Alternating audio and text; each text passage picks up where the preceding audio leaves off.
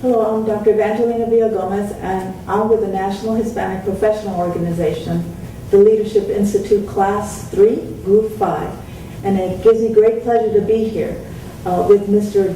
Dario Arellano, our great leader of the Denver Harbor community. I'm part of the University of Texas Health Science Center. I'm a professor there and also with the Methodist Hospital Research Institute. And with that involvement, I've met Mr. Arellano.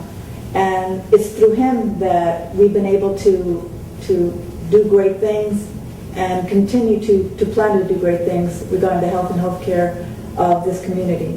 And I'm quite honored to interview him today and let you see some of the acts of bravery, kindness, and leadership that he has done for his community and that he'll continue to do to make a big difference in Denver Harbor community.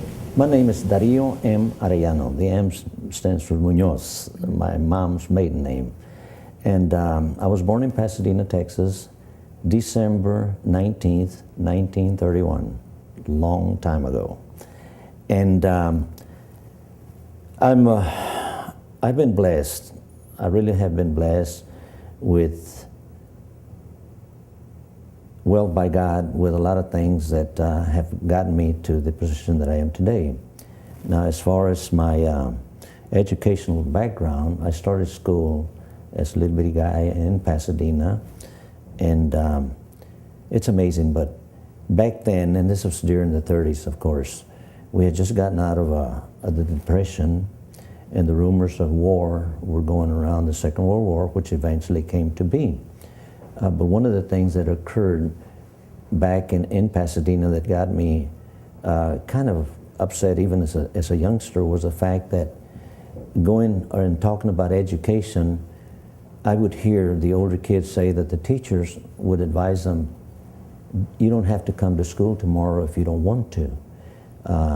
Pasadena is known as a strawberry land, or king of the world, or what have you. And they would actually advise the kids to stay home with their parents and pick strawberries and don't come to school. And even then, at that early age, I realized that what are they doing is they're keeping you uneducated. But anyway, in 1935, 1936, we moved to Houston, where I was raised, and I went to school. I was a pretty sharp guy in school. But what happened was, Second World War came to be, and my dad was the only breadwinner of our house. It was myself, or rather my dad, my mom, myself, and two sisters. So I saw the need to leave school, drop out of school, and go to work. And I went to work for a place. There were cafes, but at the time they were called Coney Islands. And mostly what was being sold was hot dogs. So I went in there as a dishwasher. Then before you know it, I'm now serving the hot dogs. And I worked there till the age of 17. At the age of 17, I started working for a factory where they were producing oil field gaskets and packing, and started working there. In 1951, the rumors were of the war in Korea. So I thought to myself, I said, well, why am I still here? Everybody's going in the service. Everybody's doing their bit for the country. And I decided I need to do the same. So what I did is I volunteered for induction. And I was inducted into the Army, went in February the 19th, 1951. And I was separated from the service February the 20th of 1953. Now, back then, you were separated, you weren't discharged. Yes, Mr. Arellano, that's wonderful.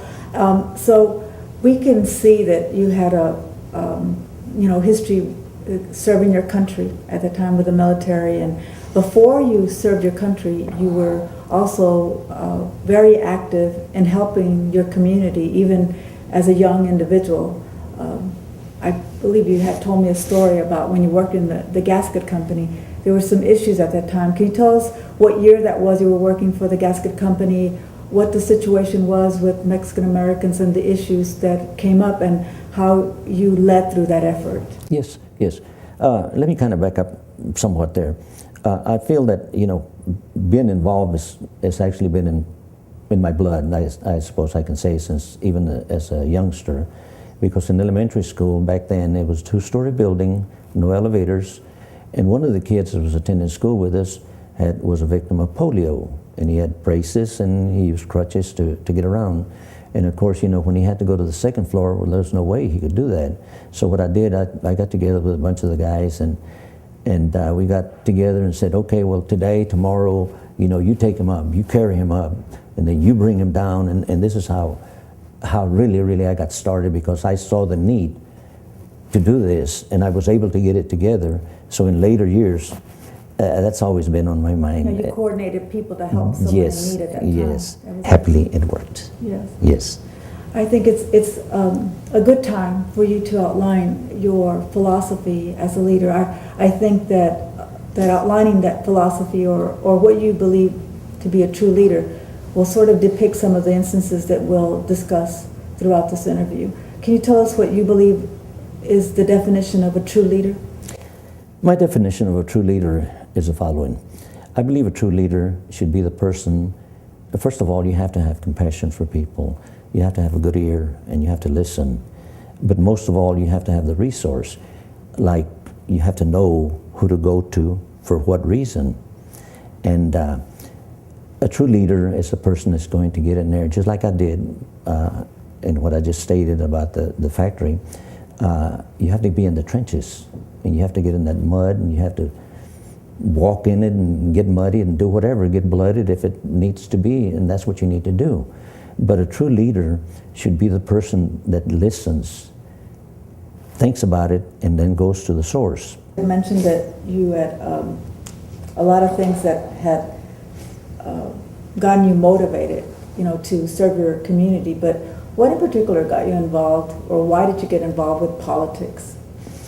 Well, with politics, again, you know, it has to do a lot with my upbringing and the things that I saw during that time, the discrimination. And I just, that's unfair.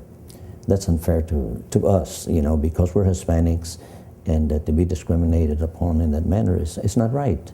And I'll give you an example. After coming out of the service in 1953, my two ambitions in life, I wanted to be a doctor, okay? But of course, being denied or not having the education that I needed, I couldn't do that. So my next shot was to be a police officer.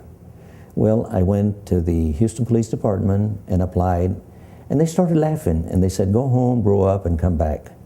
They had a rule back then that said you had to be 5'8" and weigh at least 160 pounds.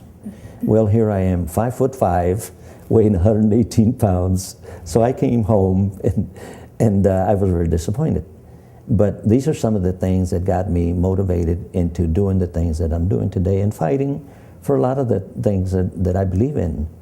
And you know, yes, I'm a very short person, but I have a lot of will. I'm a very strong-willed person. And if I believe something is wrong, it can be right, I'll get after it, and I'll go after it, and I'll fight it.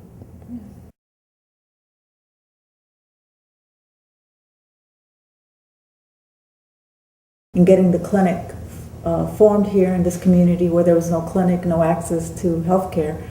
And you also have a hand in some of the parks and the recreation of the area and what was done, even beyond the building of the sidewalks of the streets here, trying to get grants to compensate for some of the losses of the businesses, and a lot of things that people aren't aware of that you were involved in. Can you tell us a little bit more of how do you take part and as a leader, how do you get involved? Where does it start? What was it for you that motivated you when you were very young? Because it seemed like since you were young, you've always been in leadership roles. Well, again, really the need for a lot of things. Now, and I'm going to jump from there to almost the present. For example, the constable for this area is Victor Trevino. And I was involved. There's a couple here in the area that have fought very, very hard for the area, for the community. Joe and Teresa Padilla, and they've never been recognized really, as leaders.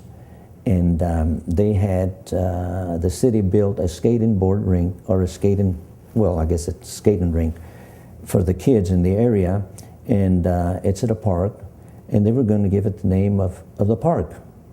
And I said, no, we can't do that. Joe and Teresa fought for this, to get this done. Let's name it after them. And I went to the city council and they said, fine, we can do that. What they didn't tell me was that I needed to get 300 signatures from people to get it before the city council. Well, surprise, surprise. Within no time, I had 360 signatures. It came back, said, here you go, this is what you want, do you need any more? Well, during the dedication of the rink, Councilor Trevino was heard to say, Dario is a person that's always thinking of others and not of himself, and this is me. So talking about your resources, you define resources, a little bit differently than one might commonly think of resources. We think of resources as maybe the environment or having the funds, or how do you define resources as a leader, in your definition of a leader? What are the resources? Well, to me, one of my resources is going to the right people, as I've stated before. If I need something from the county, I'll go to the county commissioner. From the city, I'll go to our city councilman. That's my resource, and then they can do their thing. I've done mine, and then they can do theirs. And I'll give you an example of that. For years and years, 12, 15, 18 years, people had been fighting here in Denver Harbor for better sidewalks. The sidewalks here were built during the 40s, back that far. And they were all beat up, bent and whatever. And people needed new sidewalks. So they came to me and said, what are we going to do about sidewalks? So I called for a meeting, which was then, again, Adrian Garcia was our city councilman. So I called for a meeting with him. I got out there and I walked the streets, and I got 60 people together. And we had the meeting at a church called La Roca. And everybody was so impressed with that. And Adrian was impressed that after 12, 15, 20 years of fighting for this, within 3 months, construction started on our sidewalks. And all the sidewalks either led to the clinic, to the church, and to every school in the area. So we got that together. That's using a resource. And this is my feeling, my thoughts on that. And I believe there's also was a lot of problems with transportation, and people had to wait for the buses. And you saw there was another need there as well. There was a need for a bus shelter, which is today here, standing up right here in front of the clinic. And what happened was, for years and years, people had been trying to get it, and nobody could. Once we had the clinic built, then I saw people standing out there during winter, raining, getting wet, cold, and so on and so forth. So what I did was I went to Metro and I said, we need a shelter. And I said, well, you don't have enough ridership. You don't have enough people there. They gave me a bunch of reasons, and I said, well, no, that's not good enough. We need it, we want it, and we should have it. We're part of this community. Your bus runs through here, and we need it. Well, they still wouldn't budge. So what happened was, they said, if you want to come before the board, and when they have their meeting, Metro board meeting, come in and you have 3 minutes to speak. Well, what can you do in 3 minutes? Not much. Can't talk too much. But what I did was, I said, okay. So I told them that I was going to have a lot of our politicians, such as Judge Armando Rodriguez, Richard Vara, Councilor Trevino, Mario Gallegos, Gene Green, Al Green, the congressman. I said, they're all going to come with me, and we're all going to talk about this. But what they're going to do is they're going to relinquish their 3 minutes to me so that I can do a lot more talking. They said, well, let us get back with you. Within 3 days, they got back with me, and they said, you've got your shelter. You don't need to come to the meeting. And we got our shelter. Well, thank you, Mr. Arellano. It's been a pleasure to have interviewed you today and to document once and for all the acts of kindness, of leadership, and of excellence to this community, which will have long-lasting impression to all of us who have seen you change things for us here, both in the healthcare, the political arena, in the environment. And I know you stand steadfast in helping us